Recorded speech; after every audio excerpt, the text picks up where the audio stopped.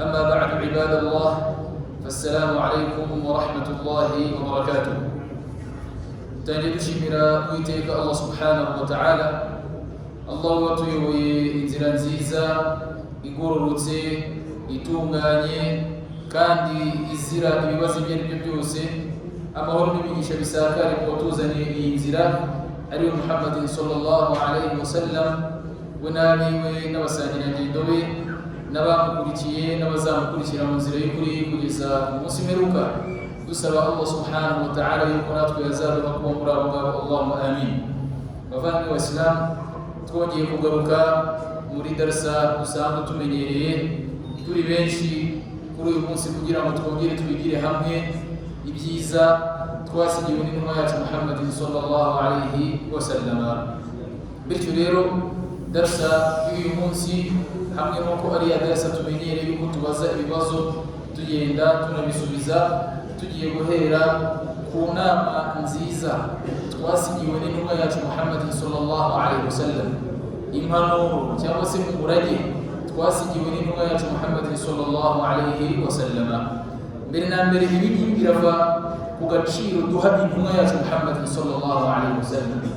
Tumukunda bingana iki, tumuha agaciro bingana iki, ku buryo ibyo yadusigiye twakumva turyohewe no kubyumva, twakumva tunaryohewe no kubishyira mu bikorwa, kuko hari benshi bumva hadithi z'intumwa Muhammad sallallahu alayhi wasallam bakazinuba, ari nako gutesha agaciro sunna ze alayhi salatu wassalam.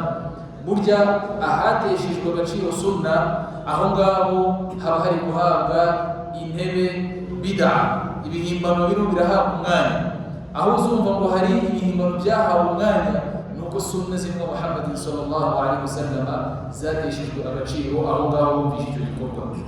Bityo rero mu Islam Rasul sallallahu alayhi wasallam afite umwanya ki mu buzima bwacu, afite akahe gaciro mu buzima bwacu, ku buryo iyo wicaye nkawe bakakubwira ngo papa wawe wakubyaye mbere y'uko hitamo Imana yasize avuze iki n'iki, ukumva utewe ishema no kugishyira mu gaciro, ukumva bikunejeje no kuba wahaguruka icyo kintu ukagishyira mu bikorwa, kuba wagiha agaciro. Hanyuma tugaruke ku ntumwa yacu Muhammad sallallahu alayhi wasallam, baduha amateka ye bakatubwira uburyo ki yarwaniye idini, baduha amateka ye bakatubwira ukuntu atigeze arambirwa kugira ngo hagurukire idini kano kanya itugereho, we n'amaswahaba radiyallahu anhu. Aba bose duhereye ku Muhammad sallallahu alayhi wasallam, ni akahe gaciro n'ubuhe mwanya bafite mu mitima yacu, ku buryo icyo basize batubwiye twaryoherwa no kumva tugishyize mu bikorwa. Burya rimwe na rimwe mu bitugora kubishyira mu bikorwa hari igihe biterwa no kuba uyu nguyu wabidusigiye wabitubwiye kuri twebwe nta gaciro tumuha, kuri twebwe tutamwiyumvamo. Bityo rero Muhammad sallallahu alayhi wasallam umwiyumvamo bya nyabyo, uri tayari gukurikiza ibyo Rasul yadusigiye, uyu ni wo waryohewe na imani. Nk'uko Rasul sallallahu alayhi wasallam muri hadith atubwira ati thalathun man kunna fihi wajada bihinna halawata al-iman. Ibintu bitatu umuntu uzumva birimo, umuntu uzumva arangwa nabyo, uyu nguyu azaba amaze kuryoherwa na imani, imani iramuryohera. Muri ibyo bintu bitatu harimo icy'uko ngo uyu muntu agomba kuba akunda Allah n'intumwa ya Muhammad sallallahu alayhi wasallam kurusha uko akunda ibindi bintu byose, ku buryo bashobora kuba bamubwira ikintu bakongeraho yuko cyavuzwe n'intumwa Muhammad sallallahu alayhi wasallam agahaguruka akajya kugishyira mu bikorwa, akaryoherwa no kugishyira mu bikorwa, ku buryo hari ikintu bamubwira akumva yuko gifite ahantu gihuriye n'ubuzima bw'isi. Hari ikindi bamubwira cyavuzwe n'intumwa Muhammad sallallahu alayhi wasallam akaba ari tayari guhagurukana iki cyavuzwe n'intumwa Muhammad sallallahu alayhi wasallam. Aba nibo baryohewe na imani, aba nibo baryohewe no gushyira mu bikorwa ubuyisilamu. Bityo rero abanyamisilamu, uyu ni umwanya wacu kugira ngo turebe bimwe, kubera ko ntabwo ari byose. Tugiye kuvuga ngo impanuro twasigiwe n'intumwa Muhammad sallallahu alayhi wasallam dushobora kuzivuga ahangaha imyaka n'imyaka, ariko tuba twagerageje kureba mu bike bifite ahantu bihuriye n'ubuzima bwacu bwa buri munsi, bigenda bigaruka rimwe na rimwe tukavuga tutereka tubihe akanya twongere tubiganireho. Nitujya kubitondeka ibyo twagerageje gushyira ku murongo turasanga ari ibintu bigera muri 60 nibura bigaruka mu buzima bwacu bwa buri munsi twasigiwe n'intumwa yacu Muhammad alayhi salatu wassalam. فنبتدئ أولا بالتوبة من الذنوب.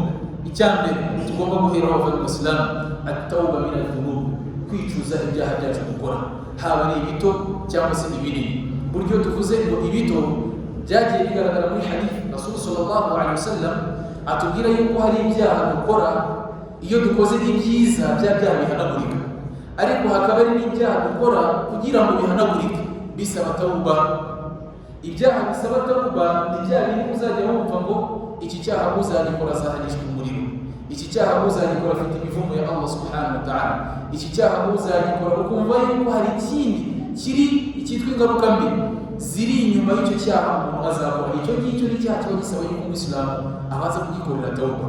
Ariko hari utundi twitwa ngo ni bya bindi bito bito, nk'uko Allah muri Qur'an atubwira ati in tajtanibu kaba'ira ma tunhawna anhu nukaffira ankum sayyi'atikum. Ibyaha bikomakomeye bya bindi twavuze bisaba tawba. Umuyisilamu nabyirinda akabigendera kure ngo ibi bizana impamvu yuko twaba twaha duto Allah agenda tukubabarira, ariko ntabwo atukubabarira kubera ko hari ibyiza wagiye ukora. Niba Rasul atubwira ati ngo ijuma n'iyindi ijuma y'icyumweru gishize n'iyi juma yo muri iki cyumweru hagati hano niwirinda bya byaha bikomeye, amakosa wagiye ukora yari mato ngo Allah azayaguhanagurira. Niba muri hadith Rasul atubwira ngo buri gutawaje amazi gutawaje kuri buri rugingo amanukana n'amakosa wagiye ukora. Hari ibintu wagiye uvuga bitari byiza, hari ibintu warebye bitari byiza, hari ibyo wakoze bitari byiza, uko utawaje bigenda bimanukana n'ayo makosa. Aya rero niyo agenda atubwira alayhi salatu wassalam yuko ibyo ngibyo iyo dukoze ibyiza ari nabyo byavuzwe muri hadithi ngo wa atbi'i sayyi'ata alhasanata tamhuha. Jya uhita gukora igikorwa cyiza, umaze gukora igikorwa kibi, iki cyiza kizahanagura kiriya kibi wakoze. Ni cya kindi baba batubwiye mu gito, ariko hari ibindi bisigara bikomakomeye biremereye bitegereza yuko ukora tawba. Ariyo turi kuvuga aha ngaha yuko umuyisilamu agomba kugerageza guhora akora tawba. Ukaba wakibaza uti ese ko abantu duhora dukosa buri gihe izi tawba dukora buri munsi zirakirwa? Naam, zirakirwa. Imiryango ya Allah subhanahu wa ta'ala yimuweze no kutugirira imbabazi ihora ifunguye, nta gihe ifungwa, ihora ifunguye kuri buri wese. Uyu munsi ushobora gukora icyaha, ninde wakubwiye ko uzavuga muri icyaha?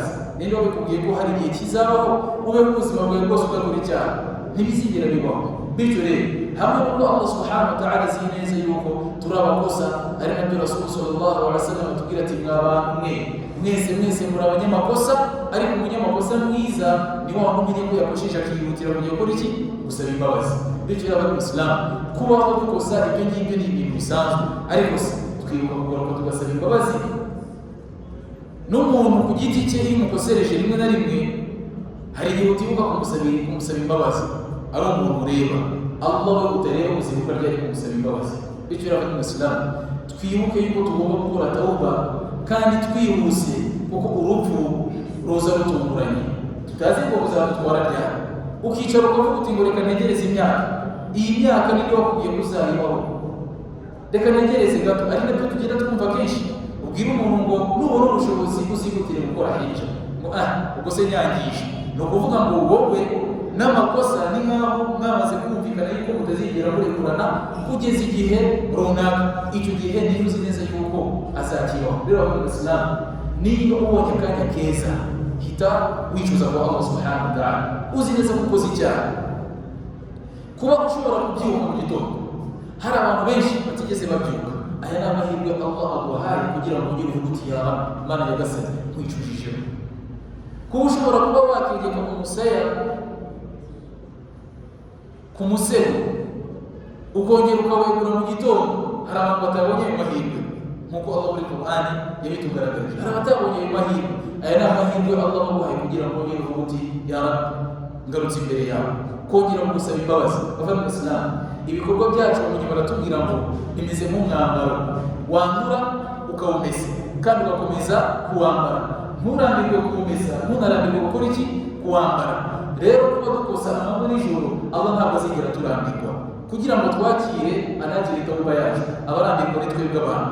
Umuntu guhora agaruka buri munsi agusaba kugira ngo karambirwa, ariko Allah ntabwo ajya aturambirwa. Uyu niwe tugomba guhora twicara amanywa n'ijoro turirira. Uramenye impuzarire mwene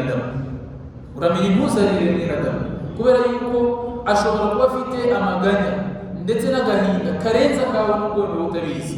Allah subhanahu wa ta'ala we ibyo byose utaramara byo nta maganya nta n'agahinda ndetse nta n'umubabaro agira. Niba hari n'ibimubabaza ni ibikorwa byacu dukora, ni ibikorwa byacu tuba twakoze bitari byiza, ariko hari bishobora kujya kubwira umuntu kumfasha utazi kuyarayate, utazi kubyagenze gute. Allah wenyine ufite ubushobozi bwa buri kimwe cyose muri iyi si, ni wenyine tugomba kujya tugaruriraho ibikorwa byacu tukanamusaba imbabazi. Intumwa Muhammad sallallahu alaihi wasallam muri hadithi yakiriwe na Muslim baratubwira ati man taba qabla tulu'i ash-shams min maghribiha taba Allahu alayhi. Umuntu wese uzafata umwanya, iyi hadithi ntabwo yigeze ivuga ngo ni rimwe mu buzima, ntabwo ari kabiri mu buzima, ntabwo ari gatatu mu buzima, ahubwo yaravuze yita ko ari ibihe byose. Umuntu wese uzavuga ati Imana nyagasani nkwicujijeho mbere y'uko ngo izuba rirenga, mbere y'uko izuba rirasa, mbere y'uko izuba rirasa cyangwa se izuba rirenga, uyu nguyu Allah aramubabarira, uyu nguyu Allah aramubabarira. Hari umubamenye tubwiye ati ngo hari n'ijambo intumwa Muhammad sallallahu alaihi wasallam yakundaga gukoresha rishobora kuba ryakubera tauba. Mu Kinyarwanda tugiye kubisobanura ni nk'uko wavuga uti Allah ndagusabye yuko wababarira ibyaha byanjye byose, ibinini ibito, ibyo nibuka, ibyo ntibuka, ibyo nabonye n'ibyo ntabonye. Iri jambo ushobora kurivuga wumva ko riryoroheje, ariko rikaba ryakubera tauba kwa Allah subhanahu wa ta'ala. Qala Allah azza wa jalla, Allah muri Qur'an aratubwira ati ya ayuha alladhina amanu tubu ila Allah tawbatan nasuha, yemwe bemeye mwicuze ko Allah subhanahu wa ta'ala. Kwicuza kugambiriye kutazongera gusubira mu byaha, uko niko kwicuza kwiza kuruta ukundi kose. Hanyuma niba hari ukuri kw'abandi ufite uzagusubize ba nyirako, kugira ngo iyo tauba yawe kuri icyo cyaha wakoze yakire. Inama ya mbere rero twahereyeho twagiriwe n'intumwa yacu Muhammad sallallahu alaihi wasallam, at-tauba min adh-dhunub, kwicuza ku byaha dukora, twicuza imbere ya Allah subhanahu wa ta'ala. Uramenya izuba ntirizarenge udasabye Allah imbabazi, uramenya izuba ntirizarase ku gitondo udasabye Allah subhanahu wa ta'ala imbabazi, kandi yiteguye kukwakira, ntabwo azigira kurambirwa kuri byinshi uhora kumusaba buri gihe yuko yaguha birimo no kumwicuzaho. Na hanyuma twimukiye ku cya kabiri, talab al-ilm, gushaka ubumenyi. Baba mu Islam, gushaka ubumenyi ni kimwe mu bintu bikomeye cyane dusabwa mu Islam bwacu. Ese wasaba gute utazi gusaba? Wasaba gute Allah subhanahu wa ta'ala utazi kumusaba? Ari nabyo twahereyeho. Hari abantu rimwe rimwe basaba Imana nk'aho barimo barasaba mwene wabo, nk'uko ushobora gusaba murumuna wawe peti wambaye garuka, ntabwo ari uko wasaba Imana, uri gusaba mwene wawe. Cyangwa se nk'uko ushobora kuba wasaba inshuti yawe, nyegereza icyo kintu undi akaba yakikwegereza. Nimurebe ko gusuratul Fatiha ibanza, uku ni kumwemera Imana yakagombye gutekereza ko gusaba Allah subhanahu wa ta'ala. Dutangira duhamagara Allah ndetse tunamusingiza, tunamushimira, alhamdulillahi rabbil alamin. Hano turikwe twasaba, turimo turashimira Allah, alhamdulillahi rabbil alamin.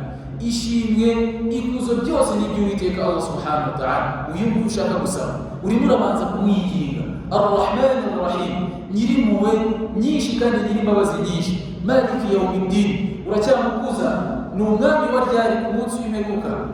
Iyyaka na'budu wa iyyaka nasta'in, hano nagaragaje ijambo ririmo guca bugufi. Mana nyagasani, nta n'ahandi namugira ibibazo uretse kuri wowe, nta n'undi dusaba, nta n'undi twiyambaza uretse wowe Allah subhanahu wa ta'ala. Hanyuma nyuma y'ibyo byose uratubwira uti ihdina as-siratal mustaqim, Mana nyagasani tuyobora inzira nziza itunganye. Hano ni mu nzira ukayisobanura, siratal ladhina an'amta alayhim. Iyi nzira ndi kugusaba Mana iba ari ya nzira y'abandi wahaye ibyiza, ghayril maghdubi alayhim waladdallin, ntizabe inzira y'abandi bayobye cyangwa se abamaze kugana. Murebe isura ukuntu ibanza, tutangira twiringa Allah, tumusaba, tumukuza, tumushimira, tugaragaza yikorera ushoboye byose. Rero ntabwo ari kwicara gutya ubundi tuzamura ibiganza tubwira uti Imana nyagasani nkeneye imodoka, Imana nyagasani nkeneye amafaranga. Fata umwanya ubaze unasigize Allah subhanahu wa ta'ala. Ese ntureba niba ugiye gusaba umuntu kuri rimwe na rimwe ubanza no kumubwira n'ibitamuriho, uri umuntu mwiza, barakubwiye yuko uwo kugannye wese uramufasha, n'ejo bundi narabibonye, nta n'aho mwari mwahurira, ariko urimo uragerageza umanze umworoshye. Kandi masha Allah ngo n'abakugannye urabakira ukabaganiriza, n'ubundi mudakubona kuri umuntu urimo uranyumva, urimo uramubwira ibintu bigiye kumworoshya kugira ngo ukore iki? yakira ubusabe bwawe ugiye kumusaba. Ibi mwumva yuko bitari bikwiye cyane kurushaho kuri Allah subhanahu wa ta'ala, uko ni kumwemera Imana yakagombye kubaho igihe agiye gusaba Allah subhanahu wa ta'ala. Ariko rero byari bitewe n'uko twari tumaze kuvuga ngo zimwe mu makuru twahereyeho, iya kabiri ni ugushaka ubumenyi. Twige bavandimwe b'Isilamu, tumenye uyu Allah subhanahu wa ta'ala gusaba uwo ari we. Wari uzi ko no kujya gushaka ubumenyi, iyo niya yo kujya kumushaka ukayiharira Allah subhanahu wa ta'ala byitwa ibada.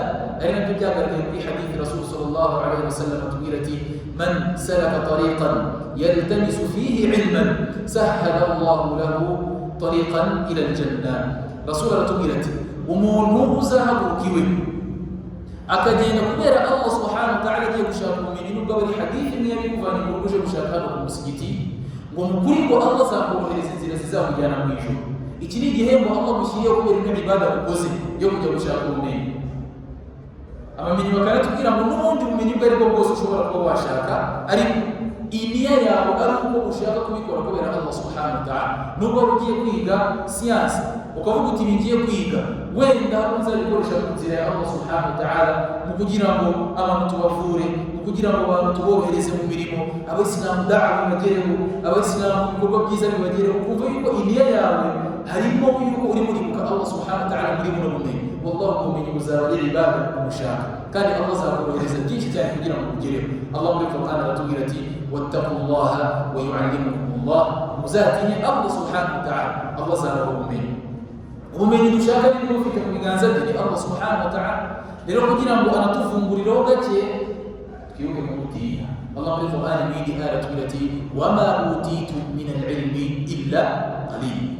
Nibyo mufite mu bumenyi, mubona abantu bubaka amazu y'ibitangaza mukavuga ati umunjeniyeri wakoze hano arakaze cyane, mubona umuntu ushobora gukora ikintu mukavuga muti la ilaha illallah, iki kintu kirakaze cyane. Hamwe n'ibyo byose Allah aratubwira ati ngo n'ibyo byose mubona abantu bafite, ntacyo Allah yabahaye ubumenyi uretse ikintu gito cyane, ari nacyo cyonyine Allah yabwiye intumwa Muhammad sallallahu alaihi wasallam amubwira ati ngo ujye unsaba mu mwongere icyo, ntuzansabe mu mwongere ubuzima, ntuzansabe mu mwongere amafaranga cyangwa se ubutunzi.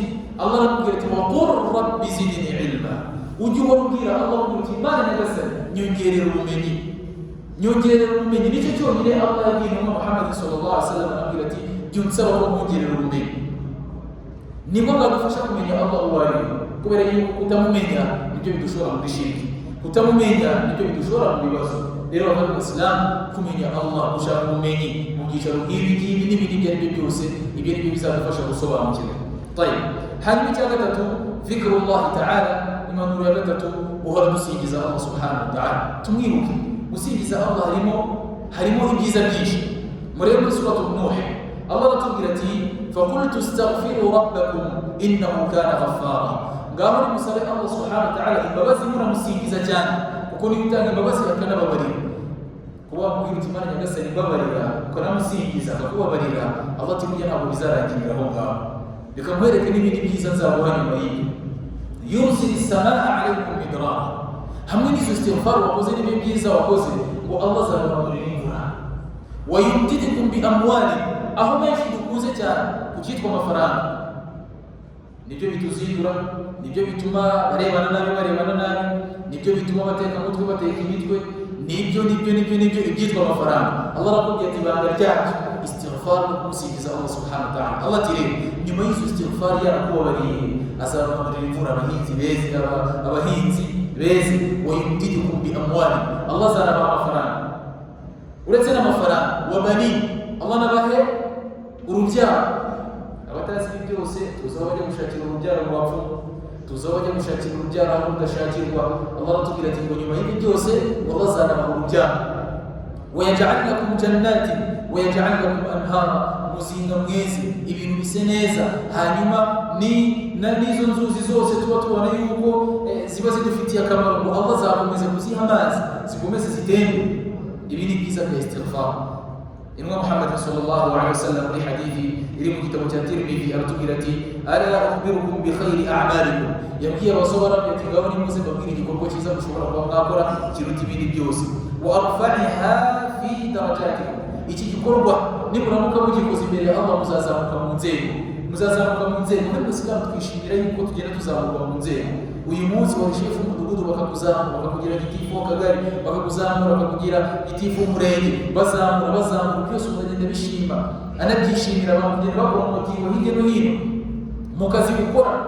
Wari umuntu ushinzwe wenda gukubura, aka kanya bakakuzamura kugira ati abakubura bose nibo bashinzwe muri uno mwanya, n'agashahara bakakazamura. Rero imbere ya Allah biryoshye cyane kurushaho, biba biremereye cyane kurushaho kuba Allah ari kukuzamura mu nzego, kandi ko kuzamura mu nzego niko urushaho kumwegera, nako urushaho kugukunda. Naam, Rasul akomeza kubabwira ati wa azkaha inda malikikum, kandi iki gikorwa imbere ya Allah subhanahu wa ta'ala kiratunganye. Nyuma y'uko kinatunganye kujya muri Islam, kugira ngo munarebe dhikr, gusingiza Allah subhanahu wa ta'ala, abamenyi baratubwira ngo iri ni imwe muri ibada dukora twizeye neza ko Imana iri buhite yakira. Ni imwe muri ibada dukora twizeye neza ko Allah ahita muri iki ahita byakira. Rasul akomeza akatubwira ati wa khayrun lakum min al-wariqi wal-dhahab, kandi iki gikorwa ngiye kubabwira kiraruta kuruta gutanga zahabu, kiraruta gutanga feza. Wa khayrun lakum min an talqu aduwwakum, mu bintu byari bikomeye kandi byatumaga abasore barwana nabyo banaharanira kubijyamo, harimo kujya muri jihad, kujya kurwana n'umwanzi wabo. Rasul arababwira ati ngo hari ikindi gikorwa bye bwose kinaryoshye cyane kurusha kujya guhura n'umwanzi wabo. Naam, Rasul sallallahu alaihi wasallam amaze kuvuga ibyo byose n'ibindi byinshi, agaragaza yuko hari igikorwa cyiza agiye kubabwira. Abasore bati ya Rasulullah, tubwire icyo gikorwa ni iki? Bagiye gushimishwa no kumva icyo gikorwa. Qala dhikrullah, gusingiza Allah subhanahu wa ta'ala. Tumusingiza kangahe? Harubyiruka siyo wari utabyutse ahita ahaguruka, harujya kuryama siyo wari utageze mu rugo ahita anasinzira. Nta gusingiza Allah, nta kumwibuka. Abavandimwe Islam, nimwa Muhammad sallallahu alaihi wasallam ubyo yatwigishije ngo numara no kurya ujya kuvuga ati alhamdulillahi alladhi at'amani hadha wa razaqani min ghairi hawli minni wala quwwa. Kugira Allah kamwitishimira Allah we wampaye kurya ibi ngibi ndetse akampa n'ubushobozi bwo kubirya, min ghairi hawli minni, nta bushobozi ubwo aribwo bwose nabigizeho wala quwwa, nta imbaraga natanze. Burya kuba ufite amafunguro ntabwo bisobanuye ko wayariye, no kuba wayariye ntibisobanuye ko yakuryoheye, kubera ko hari benshi bitwa ngo barahaze bameze neza, ariko ibiryo byanyu ahandi batazi ngo biraryoshye, birabishye, birimo umunyu cyangwa nta munyu urimo. Ni bangahe muri Islam twicaranye aha ngaha babushijwe burundu kuzongera kwegera icyitwa umunyu, babushijwe burundu kuzongera kwegera icyitwa amavuta, babushijwe burundu kuzongera kwegera icyitwa isukari, ariko igihe nawe alhamdulillah tubanza kubinyuza mu kanwa, amenyo akabihekenya, ururimi rukakubwira ngo harimo umunyu mwinshi cyangwa se harimo umunyu gake. Na ibyo byose iyo ni inema. Uwakubaza ngo umaze kurya ibiro by'ingahe by'umuceri kuva wavuka, waba ari bingahe? Uyu munsi wenda wari irobo, ejo wari irindi robo, ejo bundi uzarya inusu. Kuba mashallah bahaye inema yo kuba bafite wenda ibifu bifite ukuntu byihagazeho bimeze neza. Naam, izo zose ni inema Allah subhanahu wa ta'ala agenda aduhundagazaho mu buryo bugiye butandukanye. Kandi mu gihe hari abandi we niyo agize icyo ashyira mu kanwa kikamanuka cyagera mu gifu, igifu kitakikorwa bigahita binagaruka byose, ariko yibereyeho barahari. Hanyuma izo zose ni inema tuba tugomba gushimira Allah subhanahu wa ta'ala. Al-muhim, tujye tugibuka gushimira Allah. Sura natwigisha ubusabe bwiza bwo gusaba igihe tumaze kurya.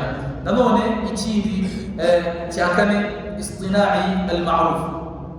Burya muri Islam tujye duharanira gukora icyiza, aho kiri hose tunakigana. Ni nayo mpamvu Rasul sallallahu alaihi wasallam muri hadith atubwira ati la tahqiranna min al-ma'ruf shay'an walau an talqa akhaka biwajhin tariq. Rasul ati ntihazagire icyiza na kimwe uzasuzugura, icyo ari cyo cyose uzagisuzugura. Burya ntiwamenya ngo iki kizakwinjiza mu ijuru cyaryo, ntiwamenya ngo iki cyiza uzakora kikwinjize mu ijuru rya Allah subhanahu wa ta'ala. Rero Rasul ati ibyiza byose ntihazagire ikintu na kimwe uzasuzugura. Rasul arangira ngo urugero ruto ukabona nubwo byaba guhura na mugenzi wawe ukanamumwenyura, ukamwereka uburanga bwiza bw'umwishimiye. Nibyo ngibyo ngo ni byiza ushobora gusuzugura, ariko cyane aba ari impamvu y'uko wanajya mu ijuru ry'Uwiteka Allah subhanahu wa ta'ala. Rero ibyiza byose ntihazagire icyiza na kimwe uzasuzugura. Aho uzumva ngo hari icyiza ugishoboye jya uhita ugikora muri uwo mwanya, kubera yuko hari undi uri guhangana nawe kugira ngo ibyiza uri gukora ntibigwire. ahubwo mugwize wo gukora ibikorwa bibi ari we Ibilisi la'natullahi alayhi. Uyu ngwana agira ngo agufashe kugwa mu kosa, anagufasha kurigumamo. No mu bintu bya mbere bituma abantu bagwa mu makosa harimo no kwiheba mu kubuza Allah subhanahu wa ta'ala. Wicara ugati kuko Imana izambabarira, agakomeza akabikora. Nibi bintu byose navuze ko Imana izambabarira, Shaytan agakomeza kukwereka yuko byararangiye, nta handi nta nigaruriro, nunapfa uzabupfura nabi. Ariko igisubizo cyabyo Allah arakimuha muri Qur'an. Allah yaduhamagaye mu izina ryiza cyane. Reba ko wagera mu rugo papa wakakubwira ati muhungu wanjye, wowe wumva bakubashye, wowe wumva guhamagaye mu kazina keza, muhungu wanjye yigiriza ayo mazi, wowe wumva kabone nubwo yaguhamagara mu zina ya kwisi, ariko iyo yongeye bakangaka wowe wumva hari ibyishimo buhari. Rero kuba Allah subhanahu wa ta'ala turabagaraguye akongera akaduhamagara ati ya ibadiya alladhina asrafu ala anfusihim, bagaragu ba Allah subhanahu wa ta'ala mwe mwahuguje imitima yanyu mugakora ibyaha, la taqnatu min rahmatillah, ntimuzihere mu mpuhwe za Allah subhanahu wa ta'ala. Rero iki ni igisubizo Allah yaduhaye twakagombye gukora. Hanyuma icya gatanu, al-amalu as-salih, hari uguhora utekereza gukora igikorwa cyiza hanyuma ikindi gikurikiraho no kugikora. Ndimo ndatekereza kuba nafasha umuntu, ahanga kubitekereza hari thawabu uri buze kuza kubona kabone n'icyo gikorwa utakigeraho. Kubera ko byagaragaye muri hadithi Rasul atubwira ati ngo kunubiye igikorwa cyiza maskini ntukigereho, ngo ibyo ngibyo ngo Allah arakwandikira ibyiza by'icyo gikorwa. Rero uhora unatekereza gukora igikorwa cyiza hanyuma mu gihe unabibashije nacyo ugikore, aricyo cya gatanu. Hanyuma inwa Muhammad sallallahu alaihi wasallam muri hadithi aratubwira ati balighu anni walau aya, jya unyuzamo abantu ugira icyo ubabwira giturutse ku nwa Muhammad sallallahu alaihi wasallam, nubwo kaba ari akantu gato. Icyo cyo cya gatandatu muri cyo kitubwira kiti ad-da'watu ila Allah, guhamagarira abantu kugana Allah subhanahu wa ta'ala. Nanone uhereye kuri iwawe mu rugo, wabaza ati mwebwe mufite ingoka mu kanya, muheruka ryari kwigisha abari mu ngo zanyu, uheruka ryari kumwicaza ukamubwira uti hari hadithi navanye ku musigiti nziza cyane, ngwino nyikuganiriza muntu wanje, yaba ari umugore wawe, baba ari abana bawe, ukaba wabicaza ukamubwira uti hadithi nayivanye ku musigiti kandi ndikumva ni nziza cyane kuba twanayigenderaho. Ibi bintu byarabuze mu ngo zacu, twibereye muri business mu ngo zacu, twibereye mu kwibaza ngo abana baziga baminuze ryari, hanyuma tukanibagirwa kubaha impamba y'ahantu habiri. Ahambere, uyu mwana mu gihe mutari kumwe ni iki kizamugarura ku murongo mwiza? Uyu mwana igihe azapfa ni iki azaba atwaye imbere y'Uwiteka Allah subhanahu wa ta'ala? Dufite abana twohereza muri za internet hirya no hino ngo bajye kwiga, muzi uko babayeho n'ubwisilamu bwabo murabuzi? Ntabwo mubizi, ariko se babaye nta mpamba bafite nini babavanyeho, bizagorana, wallahi bizagorana. Bake bagifite imani bagerageza kubahamagara bakababwira bati babyeyi, birambabaza iyo mbona Ramadani irangiye ntabasha gusiba kubera ahantu niga biragoye. Undi akaba yaguhamagara akubwira ati ngeze iyi saha nkaba ari icyumweru ntari nasari, biri kumbabaza biragoye bitewe n'ahantu niga. Wenda baracyari kuri imani, hari abandi ibyo byose bagiye banabwira ababyeyi babo, urafunguye nta kibazo, kandi abizi neza ko amaze guca muri Ramadani nk'iyi agasiba bitewe n'ahantu yiga ukuntu hameze. Uyu mwana mukeka yuko uyu munsi yafashe umwanya wo kwiha gahunda sasa zo kureberera inshingano ze, n'iki kizamugarura? Cyo kureba abasore dufite hano, inkumi dufite hano, bishwe n'urumogi, bishwe n'inzoga, abangaba abenshi bamwe na bamwe nuko bamwe muri bo badafite icyabagarura ngo bagaruke ku murongo. We iyo agiye agenda agiye, nta kimugarura gihari. Mu gihe wowe wicaye hano ushobora gutekereza ku nzu ukavuga uti hari hadithi bambwiye, hari aya bambwiye, ukamererwa ubwo ukavuga uti oya sinabikora. Umutima wawe ukaba wakugarura ushingiye kuri ibi ngibi wagiye ubona. Hanyuma mu gihe iyi mpamba utigeze kuyibona biragoye ko wagaruka. Bityo rero Islam twibuke n'aba bana bacu kubaha impamba zizabafasha aho hantu hari mu gihe tutari kumwe, ndetse n'igihe bazaba bagiye guhura na Nyagasani wabo Allah subhanahu wa ta'ala. Ibi ngibi turabikumbura muri ino hadithi Rasul atubwira ati balighu anni walau aya. Munsi y'ino hadithi rero Rasul atubwira ati man da'a ila huda, nugira amahirwe hakagira umuntu uyobora inzira nziza. Burya bari Islam kuyoboka birimo ibice bibiri. hari icyo bita hidayatu dilala wal irshad, kuyobora abantu uberekera aho bagomba guca heza. Bamuce hano, aha niho heza, ibi nibyo byiza, ibi mubireke, ibyo nibyo rasul yari yarashinzwe, natwe turabishinzwe. Hanyuma agakurikiraho icyo bita hidayatu tawfiq, kuyoboka bya bindi biri bugende mu mutima w'umuntu akumva yuko ibyo mubwiye ari ukuri. Ibyo ngibyo ubikora ni Allah wenyine. Hano turaba duhuje aya ebyiri. Aya ya mbere Allah abwiye Muhammad sallallahu alaihi wasallam aramubwira ati wa innaka latahdi ila siratin mustaqim. Yewe Muhammad sallallahu alaihi wasallam mukuri uri umwiza mu kuyobora abantu kandi ukabayobora ku nzira nziza. Hakaba hari aya Allah abwiye Muhammad aramubwira ati innaka latahdi man ahbabta, ntibizigera bibaho yuko uyobora ushaka n'umukunzi. Izi aya kugira ngo tuzihuze tugomba kumenya yuko kuyoboka harimo ibice bibiri. Hari kuba njye nakwerekera inzira nziza, hari ukuba byajya mu mutima ukabyumva. Ibyo byo kujya mu mutima ni Allah wenyine ubikora. Hanyuma ibi bindi twe turabishoboye, bwira umwana ngo caha bigenze gutya, ikiba gisigaye ni uko Allah ari buze kuza kumufungura imiryango mu mutima bigakunda, ariko biturutse ku mpamvu yawe mbere na mbere yuko hari intambwe wateye yo kwerekera abantu igikorwa cyiza. Rasul sallallahu alaihi wasallam atubwira ati aba bantu nibaramuka bayobotse icyo gikorwa cyiza babayoboye, ibyiza byabo byose ngo Allah azabikwandikaho, kandi nabo nta na kimwe kizagabanuka ku byiza byabo. Dufate nk'urugero, kuba nshobora kuba nababwira ni bavandimwe Islam, mbere y'uko tuzajya dusari buri wese akora umuswaki, mbere yo gusari twubahiriza sunna y'Imam Muhammad sallallahu alaihi wasallam, dukoresha umuswaki. Abantu bazubahiriza iyi sunna ari njyewe wiribukije, ni nkaho mu byiza byanyu mwese Allah azajya abigendeka, ariko n'ibyanyu nta na kimwe kigabanutseho.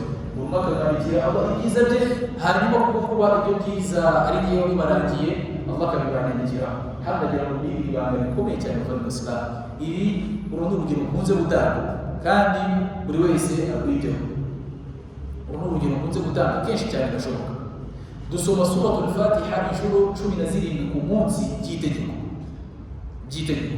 Siko bimeze kuri salatul fajr turayisoma inshuro zingahe? Ebyiri. Salatul asr turayisoma inshuro zingahe? Salatul zuhur turayisoma inshuro zingahe? Enye. Ubwo zibaye esheshatu. Hanyuma kuri salatul asr twongera tuyisoma inshuro enye by'itegeko, ko byagaragaye muri hadithi yuko tugomba kujya dusoma suratul Fatiha kuri buri raka. Siko bimeze. Hanyuma ubwo ni ebyiri kongera enye zibaye 10. Siko bimeze. Hanyuma twongereho eshatu za salatul العصر صلاة المغرب وكذبايا نيوانجي راو enye za صلاة العشاء zibaye 10 na zirindwi. Tekereza iyi sura ari wowe yigishije umwana wawe, ubuzima bwe bwose azaba ayikoresha muri izi swala z'itegeko, mu swala zose za sunna, ibyiza rero biri biragarukaho. Ari wowe yigishije umwana wawe iyi sura, wallahi ibyiza uzakomeza kubibona kugeza apfuye. Hanyuma byaba ari n'amahirwe iyi sura uyu mwana wayigishije agasiga hari ubundi ayigishije, ibi byose rero bizajya bigarukaho. Ariko izi sura twazerekeye ba ustadi bo ku misigiti, ibyo byiza barabiyoye benshi cyane. Ubu tekereza kuva wamenya gusara, uwakwigisha suratul Fatiha ibyiza n'imbarabo aho yicaye, ari muzima cyangwa se atari muzima, wenda nawe hari uwo wayigishije nawe ayigisha uwundi, byose biracyagaruka kuri wa muntu watangije iki gikorwa. Ari nabyo ku rundi ruhande baratubwira ati sadaqatun jariya, ituro rihoraho. Baratubwira ati ilmun yuntafa'u bihi, ubumenyi bugirira abantu akamaro. Wagiye usiga ahangaha kuri iyi si, harimo n'ibyo byose turimo turavuga. Wa ضده ما يسمى بذنوب جارية. Hakaba hari n'ikindi kinyuranye cy'ibi byitwa sadaqatun jariya, byitwa ibyaha abantu bakora bakabisiga kuri iyi si, bigakomeza gukorwa, bigakomeza kugenda birimo birakorwa, abantu banabiyoboka. Ari nabyo dutanga mu rugero.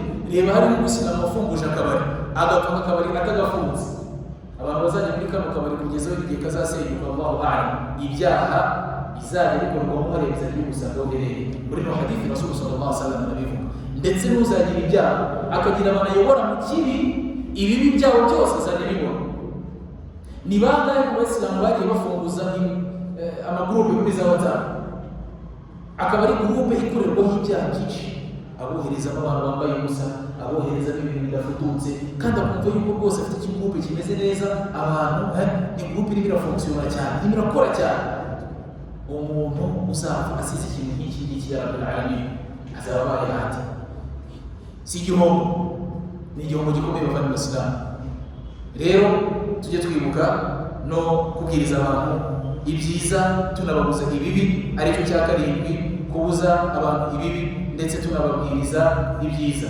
Bityo rero ibi bibi tubuza abantu natwe dufata umwanya munini cyane wo kubishyira mu bikorwa, hanyuma dufata umwanya munini cyane wo gushyira iri tegeko mu bikorwa, tubabuze ibibi natwe tubireke, hanyuma tubabwirize ibyiza, ibyo byiza natwe dukora iki? Tubikore. Hadithi imwe Muhammad sallallahu alaihi wasallam yanagaragaje ububi uri mu kubwira abantu ibintu wowe wabivuze ntubikore. Rasul aratubwira ati yu'ta yawm al-qiyamati bi rajulin fayulqa fi an-nar, hari umuntu uzazanwa ku munsi w'imperuka ngo bahite bamushyira mu muriro, bamuzane nta n'ikindi kibara ngo hari ibarura agiye gukorera, bamuzane bahita bashukunye mu muriro. فيدور أعمائه كما يدور الحمار في الرحى أو كما قال رسول الله ngo uyu muntu ngo mu gihe hano azahabwa muri uriya muriro amaranye yo mu nda azamusohokamo ngo ajye amwizingazingaho nk'uko indogobe cyangwa se ingamiya ishobora kuzenguruka ku kintu twakwita nk'urusyo. Urabona akantu k'urusyo ni akantu gato ku ngamiya cyangwa se ku ndogobe, uramutse igiye kuzenguruka hano ishobora kutanda hazenguruka mu buryo bunoze, ikazenguruka mu buryo bushagaraye. Bityo rero ngo n'uyu muntu amara ye azamusohokamo bwizenguruka mu buryo bushagaraye kandi binaryana. Fayajitami'u alayhi ahlun nar, abantu bazaba bari mu muriro baze bamwegere bamubwire ati ya fulani, yewe muntu bimeze bite, ni iki cyakubaye uyu munsi? Alam takun ta'muru bil ma'ruf wa tanha 'anil munkar, wowe ntitwakubonaga abantu babuza ibibi hanyuma ukabategeka gukora ibikorwa byiza, uyu munsi byakugendekeye bite? Hanyuma babwira ati bara si uko bimeze, kuntu amuru bil ma'ruf wa la atihi, najyaga mbategeka gukora ibikorwa byiza njye simbikore, wa anhahum 'anil munkari wa atihi, nkababuza ibikorwa bibi hanyuma njye nkabikora. Iki ni igihano umuntu nk'uyu nguyu azaba afite ku munsi w'imperuka. Dusaba Allah ko yaturinda kuba mu bantu nk'abagabo Allahu amin. Icyamunani, qira'atul Qur'an al-Karim, gusoma Qur'an. Hari abantu bamwe muri twebwe twicaye hano Qur'an ikumbuye, barahari Qur'an irabakumbuye, zaba arizo dutunze mu ngo, zaba ari nizo batworohereza bakadushyirira ahangaha mu musigiti. Umuntu afite Qur'an mu rugo yaje akavumbi kenshi cyane n'imirayi, mbese niho habaye ikibuga cy'imibu niho imibu ikinira, niho amasazi aca buri kanya. Iyo Qur'an yaragiye mbese n'imirayi myinshi udaheruka kuyisoma. Allah muri Qur'an atubwira ati ku munsi w'imperuka nibwo Muhammad sallallahu alaihi wasallam azahagarara imbere ya Allah subhanahu wa ta'ala aramubwira ati ya rabbi inna qawmi ittakhadhu hadha al-Qur'ana mahjura, mana nyagasani nje gutanga ikirego qawmu yanjye, twebwe n'abandi batubanjirije muri iyi qawmi ya Muhammad sallallahu alaihi wasallam n'abandi bazakurikira, bamwe muri bo Rasul azabatangaho ikirego ku munsi w'imperuka avuga ati inna qawmi ittakhadhu hadha al-Qur'ana mahjura, bariya bantu bino qawmu mana nyagasani Qur'an bari barayimutse barayitaye. Abasobanuzi b'iyi aya bakatubwira bati kwimuka Qur'an biri mu bice bitatu. Igice cya mbere hari kutayisoma, ari nabo benshi mutunzi abantu badasoma Qur'an. Hanyuma igice cya kabiri hari kuyisoma ntusobanukirwe ibyo ivuga, abo nabo Qur'an barayimutse. Ugahangaha umushatse kuvuga ni uwisoma ntanashishikazwe no kumva yuko yakumva n'ibyo Qur'an iri kuvuga, ari ukuvuga ngo njyewe mpagijwe no kuyisoma gusa, kuki utumva se n'ibyo ivuga? Ibyo ntabwo bideye, birareba abashehe n'abadusarisha oya. Hanyuma uyu ni uwa kabiri. Uwa gatatu ni uwisoma akumva ibyo ivuga ariko ntabishyire mu bikorwa. Uyu nawe ni uwa kangahe? Uwa gatatu. Aba bose baba nk'abantu Qur'an bayibutse bakayiterera. Bityo rero bava mu Islam dusoma Qur'an. Harimo ibyiza byinshi utabara, kuba ushobora kwicara hano ugasoma Suratun Nas ifite inyuguti utanabara, buri nyuguti Allah akakubarira thawabu zingahe? 10. Ibyo byiza wabitora hehe mu muhanda? Kuba ushobora kwicara ukaba wasoma ijuzu ryose, harimo inyuguti nyinshi utabara, ibyo byiza wabikura hehe ahandi hatari muri ino Qur'an? Ariko twarayimutse. Ni nabyo bamenye b'iki gihe bagenda batubwira bati uku tubaniye izi telefone zacu, iyo tuza kuba ariko tubanira Qur'an, benshi muri twebwe twavuga twarafashe Qur'an mu mutwe. urabyuka ukumva ko riri mubyukire, urajya kuryama ukumva ko rigiye gusozerezaho ubuzima bwawe, aho wicaye mu modoka ukumva ko rigiye kukumara irungu.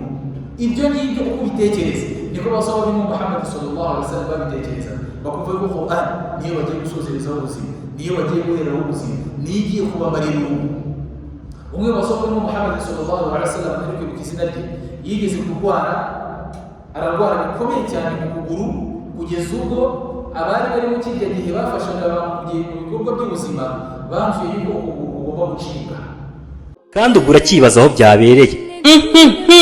Twabazaniye imyenda, amakanzu guturuka mu bihugu nka Turukiya, Misiri, Dubai, Qatar. Uti ku madira rero guturuka mu gihugu cya Tanzania, Dar es Salaam. Si ibyo gusa kandi kuko tugufitiye inkweto, amasakoshi, tutibagiwe n'amakanzu meza y'abagabo kandi ku giciro cyiza kinogeye buri wese. Ubwo urakibaza aho wadusanga. Ni i Nyamirambo ku muhanda ujya mu mujyi, iruhande rw'umusigiti wa Onatracom. Ku bindi bisobanuro rero waduhamagara kuri 0788 92 67 09. Free Clothing, igisobanuro cyo kwambara ukikwiza.